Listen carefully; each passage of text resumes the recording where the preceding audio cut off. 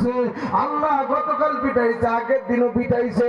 যেই জায়গা ছিঁড়ে গিয়েছে ওই ঘায়ের উপরে, ওই ছেঁড়া জায়গার উপরে, কাটা জায়গার উপরে আবার আঘাত করেছে। আল্লাহ মনে কষ্ট নাই, পিঠে আঘাত লেগেছে, পিঠেই থেকেছে, কিন্তু দিলে আঘাত পাই নাই। কিন্তু আজকে আমার জিহ্বার ভিতরে 5টা কাঁটা ঢুকিয়ে দিছে, আমার জিহ্বাটা আমি দাঁড়াইতে পারি না। হাজার মারে মারুক অসুবিধা নাই, ওরে আমার মালিক আল্লাহ তুমি একটু জানা দাও, তুমি কি আমার উপরে রাজি? তুমি কি আমার উপরে খুশি আসলি? আমার আল্লাহ ডাক দিয়ে কয়, বেলাল রে তোমার উপরে আমি খুশি, তোমার জন্য আমি আল্লাহ 2টা পুরস্কারের ব্যবস্থা রেখেছি।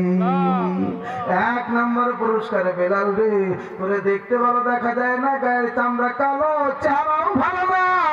বেলাল তোর টাকাও নাই, তোর পয়সা নাই, কিন্তু আমি আল্লাহ ঘোষণা দিলাম রে বেলাল, ওই মদিনার মসজিদে নববীর ভিতরে আমার পয়গম্বর জনাবে রাসূলুল্লাহ সাল্লাল্লাহু আলাইহি ওয়াসাল্লাম যখন বেলাল আমার পয়গম্বর মসজিদে নববীর ভিতরে ইমামতি করবে, তুই বেলাল আমার পয়গম্বরের মুয়াজ্জিন হয়ে যাবি। তুই মধুর সুরে আজান দিবি, তোর আজান শুনে আমার পয়গম্বর মসজিদের ভিতরে যায় নামাজ বিছাই ইমামতি করবে। 2 নম্বর পুরস্কার রে বেলাল, ওই হাসরের ময়দানে যখন আমার পয়গম্বর সবার আগে জান্নাতের দিকে রওনা করবে, আমার পয়গম্বরের বাহনের লেগামটা ধরে বেলাল দুনিয়ার কোনো ধনী মানুষ না, দুনিয়ার কোনো চেহারাওয়ালা মানুষ না, ওই দুনিয়ার কোনো ক্ষমতাওয়ালা মানুষ না রে বেলাল, তোর মতো কালো বেলাল সবার আগে আমার পয়গম্বরের বাহনের লেগাম ধরে জান্নাতে ঢুকবি। আল্লাহু আকবার। বেলাল ডাক দিয়ে আল্লাহ তাইলে তো আমি খুশি। এরে আমার মালিক,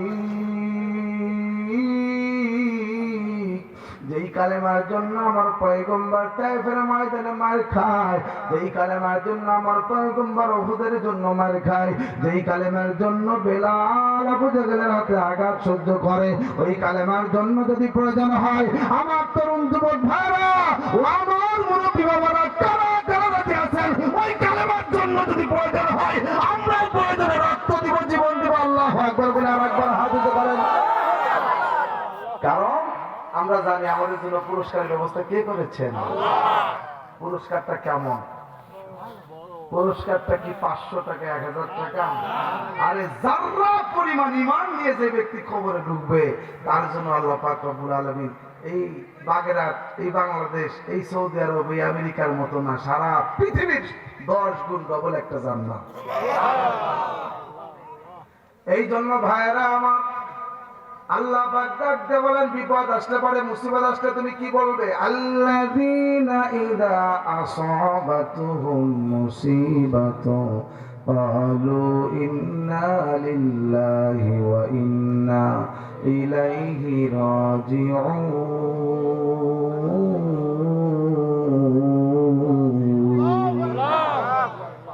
হে আমার ইমানদার বান্দা বান্দিরা, মুসিবত আসবে তবে তুমি বলবে, আল্লাহ আমরা তো সব তোমার জন্যই করি, তুমি তো আমাদের জন্যই।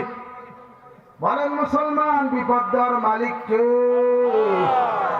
মুসিবতে দেওয়ার মালিক কে? আবার বিপদ দূর করার মালিক একমাত্র কে?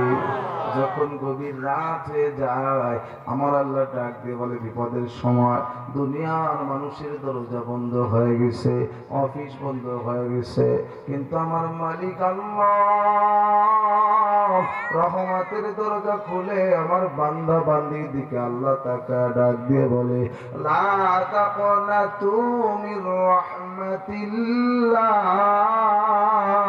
ও বান্দা বান্দিরে, তুমি কিন্তু আমার রহমত থেকে নিরাশ হও না। এ বান্দা, তুমি শুধু একবার আমাকে আল্লাহ বলে ডাক দিবা, আমি আল্লাহ তোমার সঙ্গে সঙ্গে মাফ করে দিব। হায় হায়, পয়গম্বরে যেমন এক যুবক, বড় অপরাধী যুবক, তার কাজ হলো এই যুবক শুধু কাফনের কাপড় চুরি করে। যুবক কোনো কাজ করে না, চুরি করে। চুরি মানুষের ঘর বাড়িতে চুরি করে না, এত জঘন্য কাজ। মানুষ মারা গেলে 3 টুকরা কাফন তার গায়ের ভিতরে জড়ায়া কবরের ভিতরে নামায়া দেয়। যুবক রাত্রে যখন সব মানুষ ঘুমায় পড়ে, কবর খুঁড়ে খুঁড়ে ওই মানুষের কবরের ভিতর থেকে কাফন বের করে নিয়ে যায়।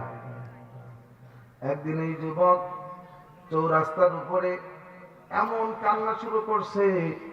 হযরত ওমর রাদিয়াল্লাহু আনহু রাস্তার পাশ দিয়ে যাইতেছিলেন, তার কান্না দেখে ওমরের চোখেও পানি চলে আসছে, এত গভীর কান্না। এই যুবক, তুমি কান্দো কেন? কি হয়েছে? কান্নার কারণ কি? যুবক ডাক দিয়ে বলে, ওমর, আমি আপনার কাছে বলবো না, আমি বলবো যদি মায়ার নবী দয়ার নবীর কাছে আমাকে একটু নিয়ে যাইতে পারো, আমি মুহাম্মদ সাল্লাল্লাহু আলাইহি ওয়াসাল্লামের কাছে বলবো। কারণ নবী হলো রহমাতের ভান্ডার। ওয়া মা আরসালনাকা ইল্লা রাহমাতাল লিল আলামিন।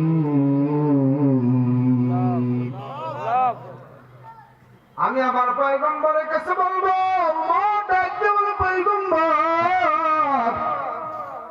রাস্তার মাথায় এক যুবক কান্না করতেছে, আপনার কাছে বলতে চায়।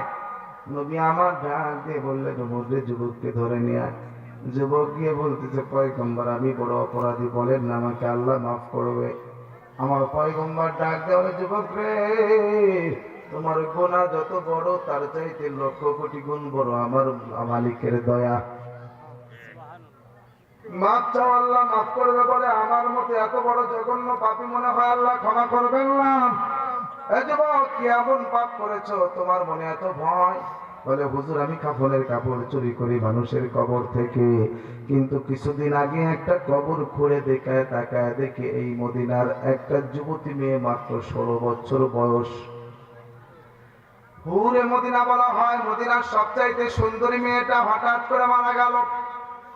এই মেয়েটা আমার কোরআনের হাফেজা ছিল। মেয়েটাকে কবর দেওয়া হলো। হুজুর, আমি এই মেয়েটা রাতের অন্ধকারে তার কবর করলাম, তার গায়ের ভিতর থেকে কাফনের কাপড়গুলো একটা একটা করে খুলে ফেললাম। এমন সময় আমি কবর থেকে উঠে চলে আসবো, ইবলিস শয়তান আমাকে ধোঁকা দেয়, মনের ভিতরে বলে, এরে যুবক, কি ভুল কাম করো? এই যুবতী সুন্দরী মেয়ের জন্য এই মদিনার কত ধনী মানুষের সন্তান বড় পাগল। আজকে গভীর রাতে তুমি একা এই কবরের ভিতরে যুবতী মেয়েটাকে একা পেয়েছো, দেরি করো না। হুজুর, শয়তানের ধোঁকায় পড়ে আমি ওই যুবতী মেয়েটা কোরআনের হাফেজা, তার সাথে অন্যায় কাজ করে ফেললাম, জেনার কাজ করে ফেলেছি। ও পয়গম্বর, যখন আমি তাকে নষ্ট করে কবর থেকে উঠে আসব, তখন ওই মেয়েটা তাকায় দেখে দাঁড়ায় পড়ছে আর আমাকে ডাক দিয়ে বলতেছে, যুবকরি, আমি কি অন্যায় করেছি? এরে যুবক, আমার এই শরীরে কোনো দিন কোনো পরপুরুষ স্পর্শ করতে পারে নাই, আমাকে কোনো দিন কোনো পরপুরুষ দেখতে পারে নাই, কিন্তু তুমি আজকে আমার মরা লাশটাকে এমন ভাবে নষ্ট করলা, হাসরের ময়দানে আল্লাহর দরবারে আমার শরীরটা নাপাক হয়ে দাঁড়া হবে। কেন তুমি আমার এই ক্ষতি করলা? আমি কি ভুল করেছিলাম? চোখের পানি ছেড়ে কান্দে ওগো পয়গম্বর। আমি কবরের ভিতর থেকে অনেক কষ্ট করে উঠে এসেছি, কিন্তু আমার মন সাক্ষী দেয় আমার আল্লাহকে আমার মতো জালেমকে ক্ষমা করবেনি। ওই দিনের পর থেকে আমার চোখে ঘুম নাই, আমার কোনো খাবার নাই, আমার বড় টেনশন হয়। নবী আমার রাগ হয়ে ডাক দিয়ে কয়, ও নাফরমান, জলদি করে আমার ঘর থেকে বের হয়ে যা, আমার ঘরে তোর কারণে গজব আসতে পারে, এত বড় পাপ কাজটা কেমনে করলি? এই যুবক একটা দৌড় দিয়ে জঙ্গলের ভিতরে চলে যায়। একদিন, 2 দিন না রে মুসলমান, 40 দিন পর জিবরাইল আলাইহিস সালাম নবীদের কাছে হাজির হয়ে গেছে। আর ডাক দিয়ে বলতেছে, পয়গম্বর, গুনাহগারের গুনাহ ক্ষমা করার অধিকার আপনার আছে না আল্লাহর? বলে, আমার আল্লাহ ক্ষমা করবে। ওই যুবক চোখের পানি ছেড়ে কান্দে, আপনি কেন তাড়ায়া দিলেন গো? আল্লাহ পাক তার চোখের পানিও কবুল করে নিছে, আল্লাহ তাকে মাফ করে বড় ওলি বানায় দিছে। আল্লাহু আকবার, জোরে বলেন। লা তাকুনাতু মির রাহমাতিল্লাহ। এ বান্দা বান্দির দল, ও কলিজার টুকরা যুবক রে, কত পাপ করেছো, আয় আল্লাহর দরবারে ফিরে আয়, আল্লাহর কাছে তওবা করবা। ও পর্দালের মা, আল্লাহর কাছে তওবা করবেন।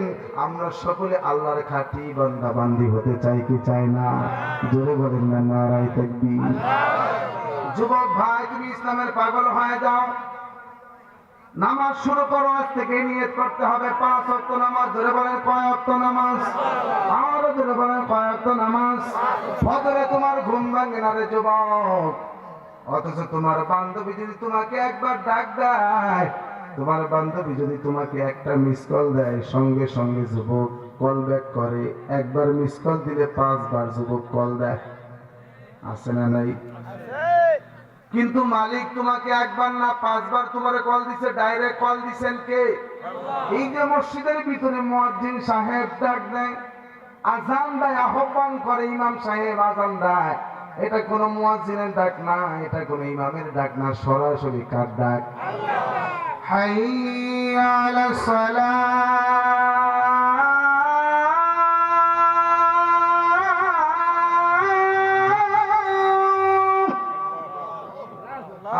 আয় গোলাম নামাজে আয়। কে ডাক দিছেন ভাই?